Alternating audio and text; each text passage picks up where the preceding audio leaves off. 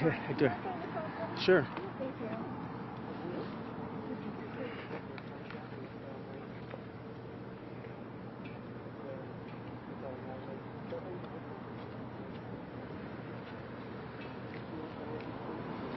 So let me know when you all are ready.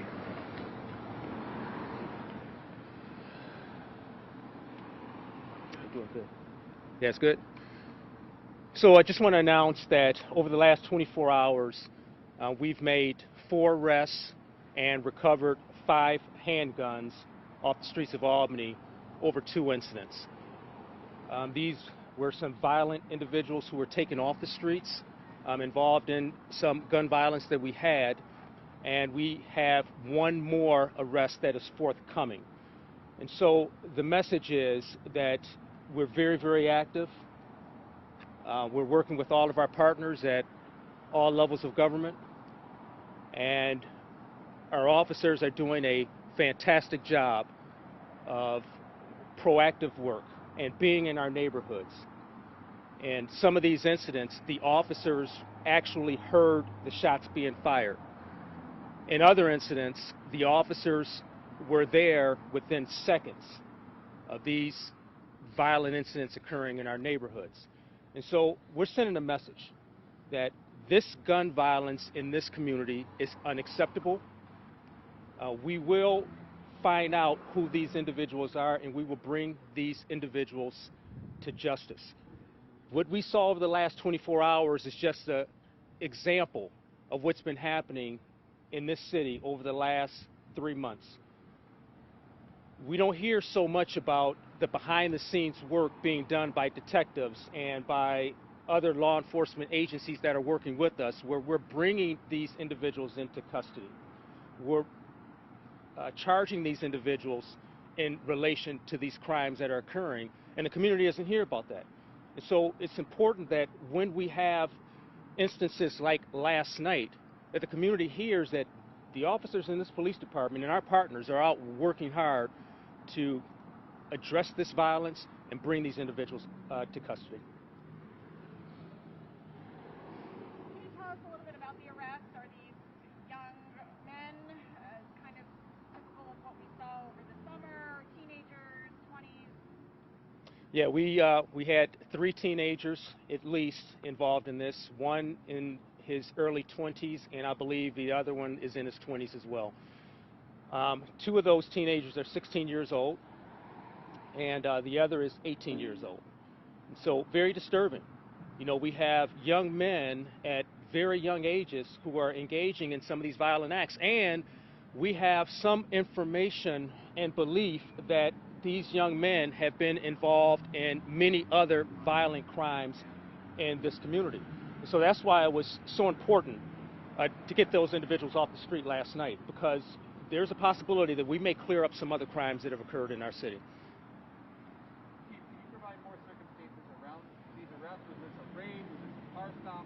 How did your officers discover these individuals and come into contact with them? In one instance, the officers actually heard the shots being fired and saw a suspect running away from the scene, chased that person down, and took that person into custody, and that person was armed. And in another instance, the officers had received some information that there was a shooting down in the South End, received vehicle information and a vehicle description, and saw the vehicle up in the West Hill area, so far away from the scene of the crime.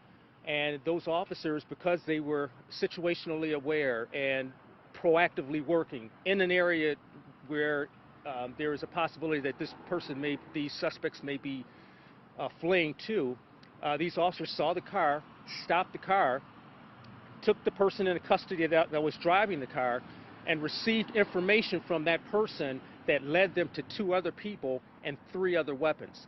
And so, excellent example of proactive work that is being done on a daily basis by these officers in this department, and we don't hear about it. You know, I know there's frustration in this community because we've seen the spike in violence. And any crime, any shooting, any homicide is one too many. But I think it's critically important for this community to hear that these officers are doing some great work. They are arresting people using contemporary best practices in terms of investigative skills and investigative practices, and they're finding out who these individuals are, and they're arresting them and taking these violent individuals off the streets. And in many cases, when they arrest a person, it leads to 2 or 3 other people, and it leads to other weapons, such as what happened last night. Now, we've seen this subject in the past few days, but is violence in the city going down at all? Like, what is the trend? Well, there two trends are happening right now. First, we normally see a downward trend in activity after the summer.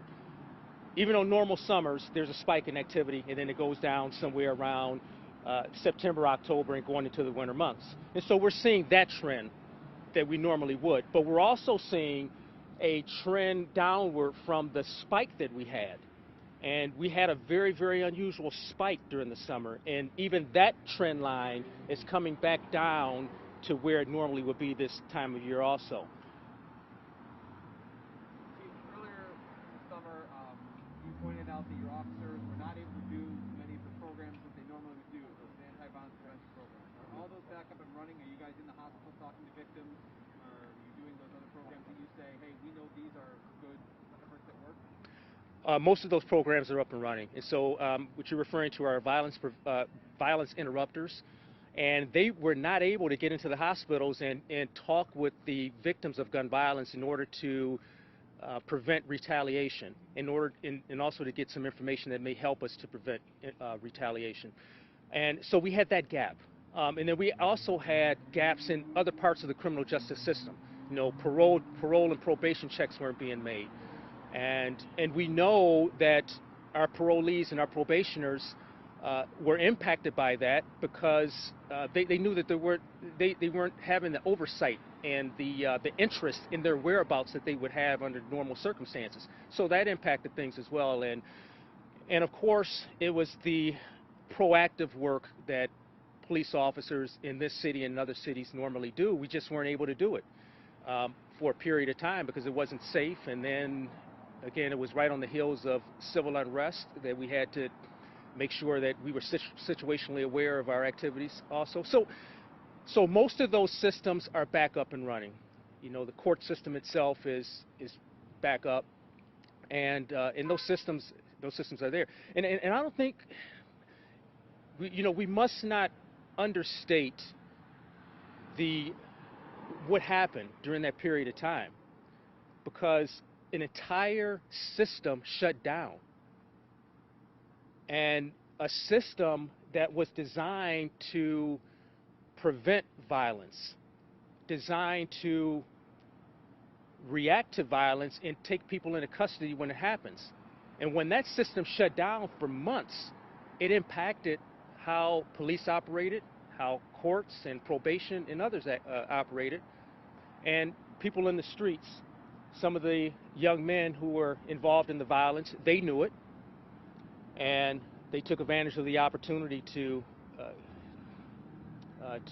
reignite some feuds that they had previously.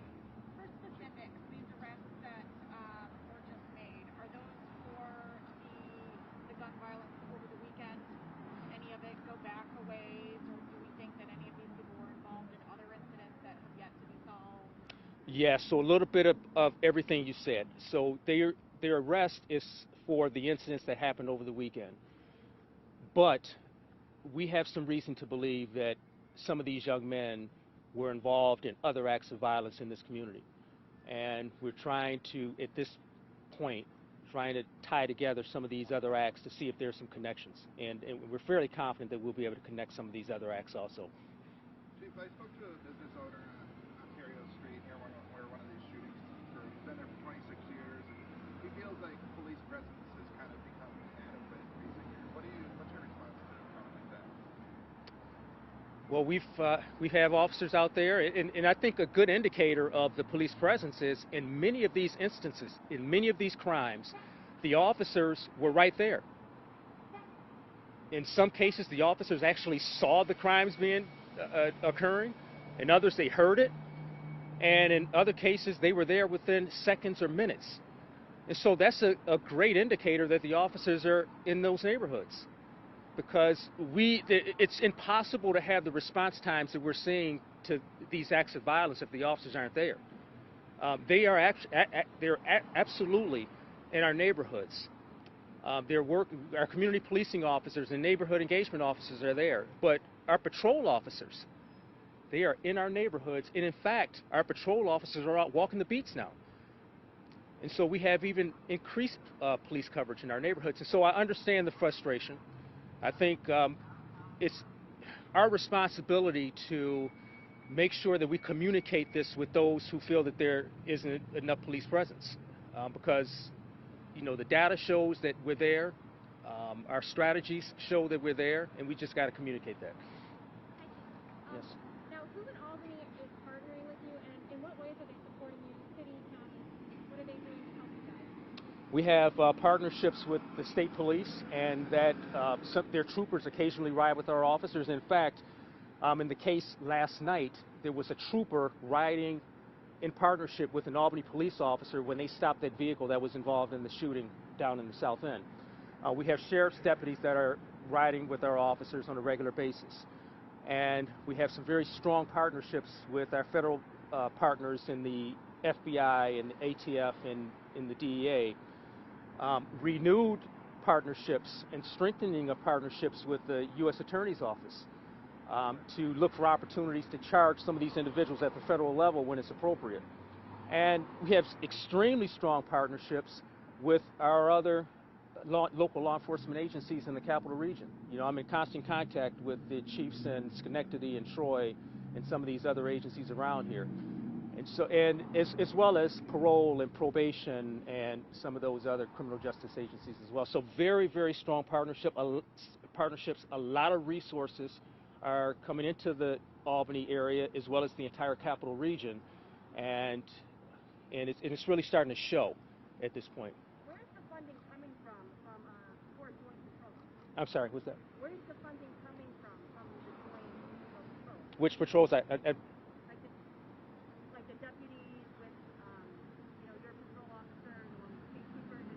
Where's the funding exactly coming from? Those funds are coming from the sheriff's department and the state police. They're independently funded through those departments. Is the police department experiencing staff shortages? And if so, how many openings? Yes, we have 46 openings, 46 vacancies at this point. That doesn't count the 21 that we have in the academy right now. Those 21 academy recruits will be coming out in early January. But right now, on our books, we have 46 vacancies. And do you think those vacancies, is that impacting, patrol, or is impacting how officers are, doing their jobs? Hasn't impacted because we've made some adjustments in terms of officers are working a little bit more overtime. We also have additional assistance from the sheriff's department and from the state police. So we don't have any shortages on during our shifts, because we make sure that we have minimum staffing covered.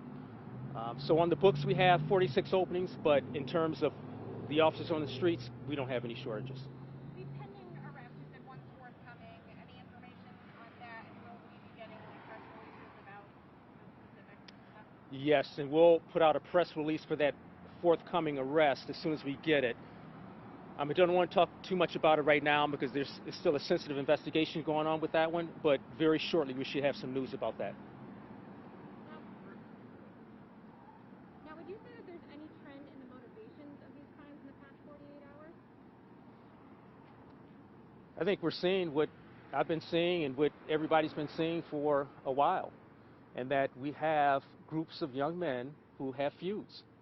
And these are young, undisciplined, violent young men who are using handguns to solve and resolve some of these conflicts that they're having.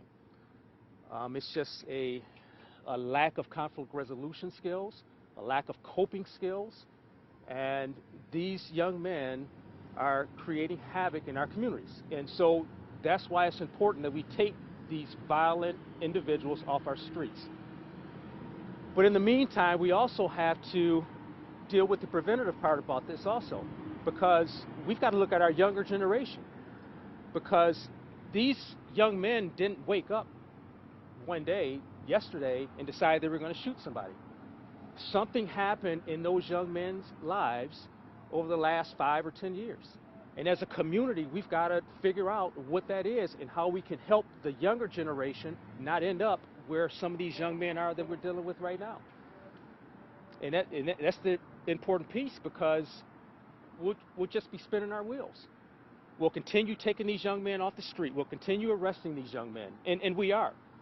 We've got some strong partnerships and some very talented people within our police department. We're going to arrest these individuals.